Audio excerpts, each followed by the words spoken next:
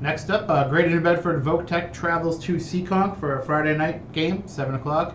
And what happened to the Bears last week? It sounded like it was pretty ugly against Millis last week. Buddy Thomas was calling me, in between each quarter to give me the scores, and he didn't really have too much to update me on for Voc-Tech's scoring. The Bears failed to get into the end zone last week. They only had 120 total yards of offense.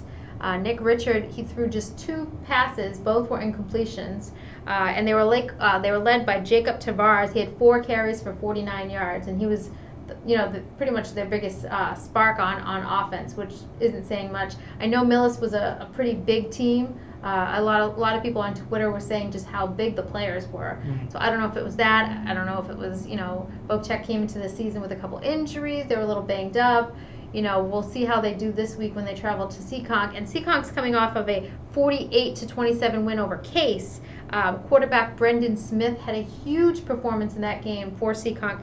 He was 20 of 26 passing, 365 yards, wow, and 6 touchdowns. I know on the New Bedford video I was saying I wanted Chandler DeBras as my fantasy football quarterback, but maybe this Brendan Smith isn't a bad choice either, with his stat line. Maybe the Pats can draft him and put him in the second half. I know, right? And his best receiver was Andrew Ringler.